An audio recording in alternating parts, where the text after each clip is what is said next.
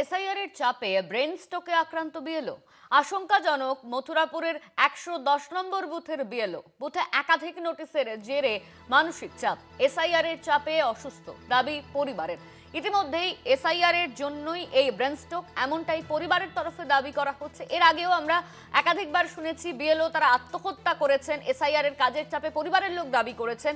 আর এবার ব্রেন স্ট্রোকে আক্রান্ত হয়ে বিএলও আশঙ্কাজনক অবস্থায় ভর্তি রয়েছে মথুরাপুরের সেখানে ১১০ নম্বর বুথের বিএলও। একাধিক নোটিশের জেরে মানসিক চাপ, এসআইআর এর চাপেই অসুস্থ বিএলও, এমনটাই পরিবারের তরফে দাবি করা হচ্ছে। এসআইআর এর কাজের প্রচুর চাপ, মানসিক যন্ত্রণা, পারিবারিক কোনো সময় নেই। আর এই অভিযোগ বারবার সামনে এসেছে এসআইআর প্রক্রিয়া নিয়ে। বিএলওরা এর আগে আত্মহত্যা করেছেন, এমনও ছবি আমরা দেখেছি। আর এবার ব্রেন স্ট্রোকে আক্রান্ত হলেন এক বিএলও। পরিবারের লোক দাবি করছে যে কাজের অমানসিক চাপ এবং সেই চাপের কারণেই এই ঘটনা ঘটেছে, এমনই কিন্তু অভিযোগ করা হচ্ছে পরিবারের তরফে। আশঙ্কাজনক অবস্থায় রয়েছেন এই বিএলও, তিনি চিকিৎসাধীন, তাকে চিকিৎসা করা হচ্ছে। মথুরাপুরের ১১০ নম্বর বুথের বিএলও। একাধিক নোটিশের জেরে মানসিক চাপ, এসআইআর এর চাপেই অসুস্থ হয়ে পড়েছেন তিনি, এমনই দাবি করা হচ্ছে পরিবারের তরফে। এই অভিযোগ সামনে এসেছে। আমাদের সঙ্গে ফোন লাইনে রয়েছেন আমাদের প্রতিনিধি মানুষ প্রধান। মানুষ, এর আগে আমরা দেখেছি এসআইআর এর চাপে বিএলওরা তারা আত্মহত্যা করছেন, তারা অসুস্থ হয়ে পড়ছেন। এবারও ব্রেন স্ট্রোকে আক্রান্ত হয়েছেন এক বিএলও, পরিবার কি দাবি করছে? দেখো অনন্যা, তোমাকে প্রথমে বলে রাখি, এসআইআর এর কাজের চাপে যে রায়দিঘি এলাকার এক বিএলওর কিন্তু ব্রেন স্ট্রোক হয়ে যে কলকাতা মেডিকেল যে কলেজে কিন্তু ভর্তি রয়েছে।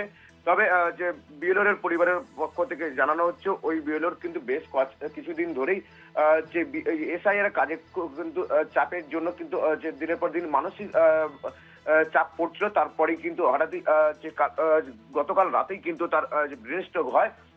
তারপরে কিন্তু তারা সেখান থেকে ডায়মন্ড হারবার মেডিকেল কলেজে নিয়ে আসার পরেই কিন্তু তাকে স্থানান্তরিত করা অবস্থার অবনতি হলে। তবে ওই বিএলওর যেটা পরিবার জানাচ্ছে যে দিনের পর দিন কিন্তু যে সমস্ত মানুষকে কিন্তু এসআইআর হিয়ারিং এ ডাকা হচ্ছে, তারপরেও কিন্তু তাদেরকে বারে বারে ডাকা হচ্ছে। সেই কারণে কিন্তু এই যে বিএলও রয়েছে ১১০ নম্বর বুথের যে বিএলওর, মথুরাপুর ২ নম্বর ব্লকের ১১০ নম্বর বুথের বিএলওর, তিনি কিন্তু এই যে মানসিক চাপের পরে কিন্তু যে ব্রেন স্ট্রোক হয়েছে, তারপরেই কিন্তু তাকে যে তার অবস্থার অবনতি হলে তাকে কলকাতায় স্থানান্তরিত করা হয়। তবে যে পরিবারের দাবি করা হচ্ছে এসআইআর যে নামে কিন্তু মানুষকে যে চাপে ফেলানো হচ্ছে, সেই কারণে কিন্তু এই যে বিএলওর বিভিন্ন জায়গায় মৃত্যু হয়েছে, এমনকি ব্রেন স্ট্রোক হয়েছে, এই কারণগুলোই এই যে সামনে আসছে।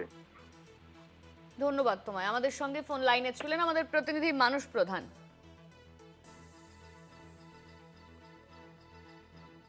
একদম নর্মাল লোক, নর্মাল ডায়েট করতো, সব কিছু করতো, কোনো রকম প্রেশার বা সুগার কিছুই নেই। এই এসআইকে কেন্দ্র করে বিএলওর উপর যে প্রেশার আসে এবং তাতে করে নিতে পারছে না। এবং এই নিয়ে বাড়িতে আমাদেরকে জানিয়েছে যে আমরা যাদেরকে নতুন নতুন করে এসআইয়ের নাম করে দিচ্ছে, সেখানে আজকের আসে ৩০ জন, আবার এক সপ্তাহ পরে আসে ১৫০ জন। আবার যেটা নিয়ে মানে সব থেকে বড় আশঙ্কা, যে লোকদেরকে কারেক্ট করে উনি পাঠাচ্ছেন, আবার তাদের নাম তৃতীয়বার আসছে। এটা নিয়ে খুব যন্ত্রণায় ছিলেন আর কি। দাদা টিচার ছিল, গৌরীপুর স্কুলের মাস্টার।